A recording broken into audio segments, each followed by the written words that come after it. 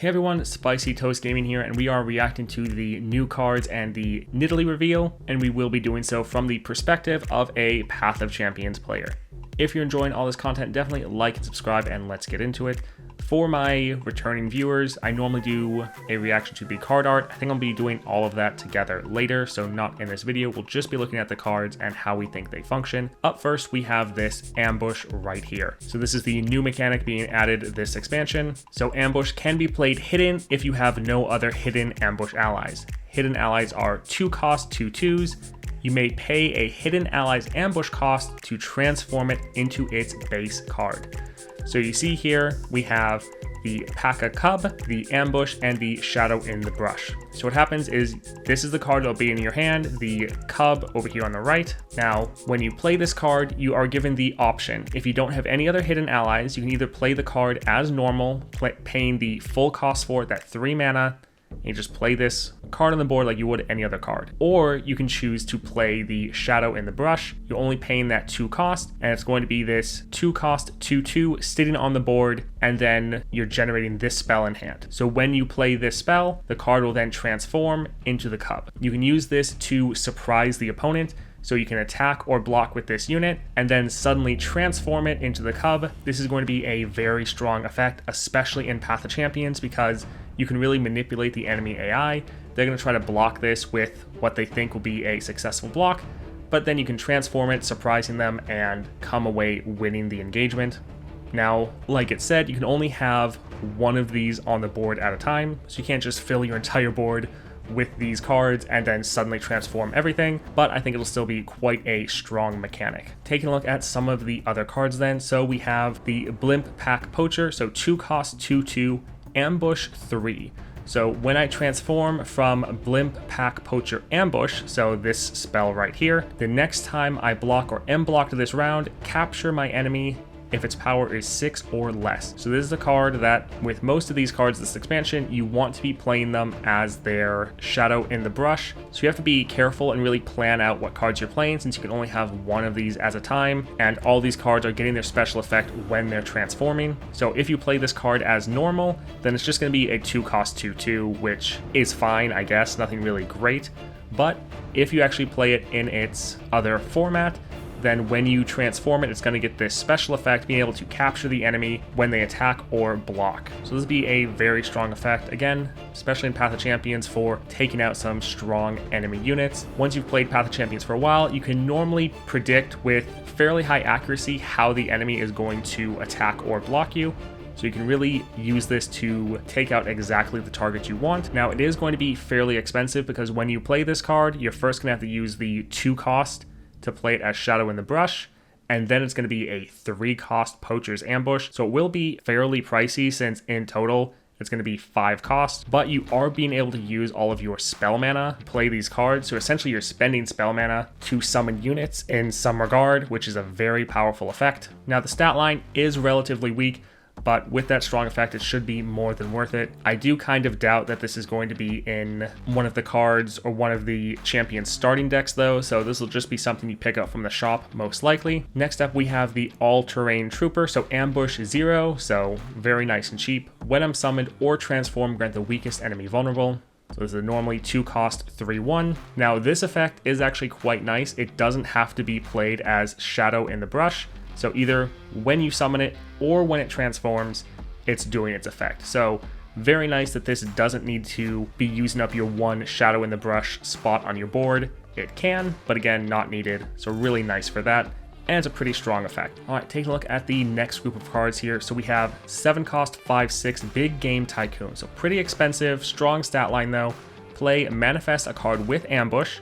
When an ally transforms, double its power and health. So this is going to be a very strong effect, but is pretty pricey, especially for Path of Champions. If we could get something like Poro Fluff It, so this goes down to a 1-cost, well, it'll be a 1-cost 1/1, but its effect is strong enough that playing it just for the effect would be more than beneficial. Could be a decent card. Again, unlikely that this is going to be in anyone's starting deck, but could be good if you pick it up in a shop with certain items. Next up, we have Anura and Frop, so 3-cost 2/2. Allies that have a different subtype other than allies in play cost 1 less. This could work out quite well to give you a lot of discount on your units.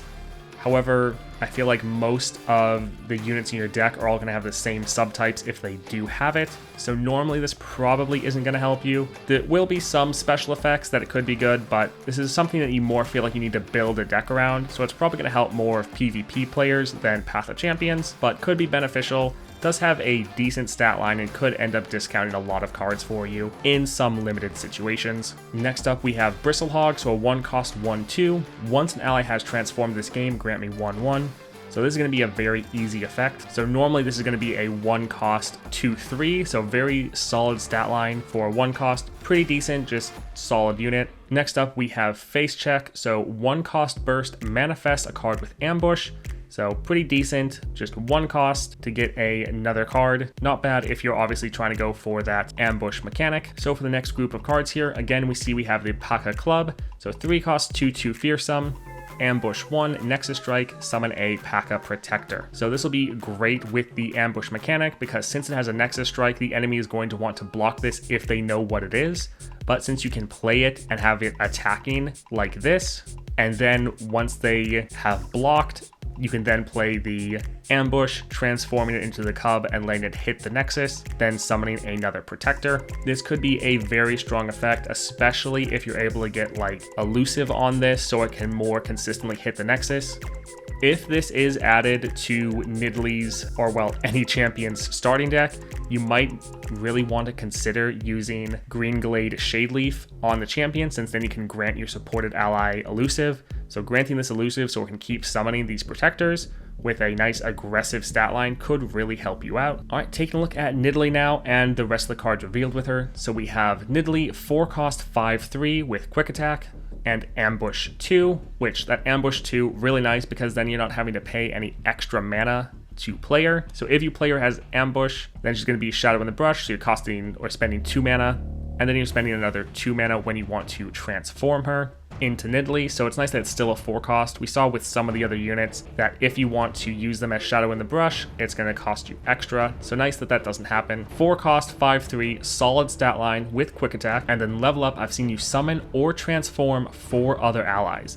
When she transforms, she gets Overwhelm and goes to a 6/4, and then has a Nexus Strike, transform me back into Nidalee and create a Javelin Toss in hand. This is absolutely massive, especially for Path of Champions, because from what it looks like here, looks like you can keep transforming Nidalee back and forth, which means that she will be able to use the level up relics better than anyone else in the game. Right now, the only other champion that can really benefit from these is Evelyn, but she has a limit on hers that she can only do it up to 6 times in a game, and normally it's going to be much less than that. Now the level up relics, we have Crown Guard Inheritance, level up Rally.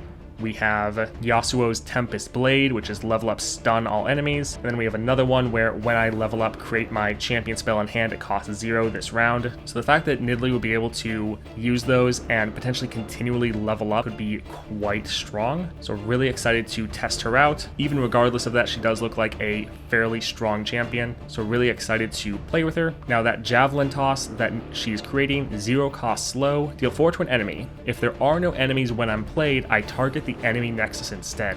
So solid removal there, and also just nexus damage. Really like seeing that. It almost works the same way as a Lux Final Spark, which is pretty fun. Then we have Nidalee's Prowl, so her champion spell, 1-cost burst, give an ally 2 power this round. If it's a Shadow in the Brush, give it 2/2 instead and create a Nidalee in your deck. So a really solid combat trick, reminds me of the Samira combat trick, which they ended up having to nerf because it was too strong. So you might actually end up wanting to use like Grand General's Counterplan on Nidalee, so you're making this every single round just so you always have a solid combat trick in hand. Wouldn't be a bad option. Next up we have Bushwhack Trap. So landmark, when I'm summoned or the first time an ally transforms each round, give the weakest enemy vulnerable this round. Decent option. I normally don't like using this myself in Path of Champions, but vulnerable every round is fairly strong. Next up we have the Towering Parophant. So 6-cost 6/5 with Overwhelm and Ambush 5. So if you're wanting to play this and get its ambush mechanic off, it is going to be slightly more expensive because you're having to spend the 2 mana and then 5, so it would be a 7-cost instead of a 6. But being able to surprise the enemy, going from a 2/2 to a 6/5 with Overwhelm, is going to be definitely worth it in most situations. Really surprising the enemy and potentially able to end the game. So really solid card right there. Next up we have the Aurora Holonatus, Ambush 4. When I transform, summon another Aurora Holonatus. So 3 cost, 4/2, aggressive stat line there. Now the ambush cost is a little high, but the fact you're summoning an entire another champion definitely makes it worth it. So normally you're going to be wanting to play this as Shadow in the Brush if possible. Next up we have the Avenging Vastaya. So 3 cost, 3/3 with Spell Shield. When I transform from Avenging Vastaya and Ambush, stop all enemy fast spells, slow spells, and skills. Super strong effect, especially for Path of Champions. And all of these ambush spells are burst speed, so being able to have a burst stop all enemy fast spells, slow spells, and skills is going to be amazing, especially against like Viego, where there's a lot of very powerful fast or slow spells that can really ruin your run. Now again, this is going to be a little bit more expensive from the Ambush, because you're going to have to spend the 2 cost for the Shadow in the Brush and then the 3 cost for its effect, but that is a very strong effect, so this will be great to just having it sit on your board waiting for the enemy to try to ruin your day, and then you just stop them all. So definitely worth paying that extra mana. And then we have the Big Game Tycoon, which we have already seen. So I am really excited about Nidalee. I really hope they keep up what they were doing for the last couple expansions, where they're adding every single unit to Path of Champions. I was looking forward to the new patch, but wasn't exactly overly excited just because I didn't know what they were really adding. Obviously looking forward to new content, but seeing Nidalee, I am very excited, can't wait to play her. Her star powers are probably going to revolve around transforming more than likely, but her kit looks like a lot of fun, and I think it'd be amazing for Path of Champions. I really hope we get the Avenging Vastaya in her starting deck, because I think this unit will be amazing for a lot of different runs. But that's it for the card reveals so far. I will be putting out videos covering all of the card reveals before the patch comes out. Comment down below what you think of Nidalee and her kit, and also what you think her star powers are going to be. I look forward to hearing from you guys, and I hope you all have a great day.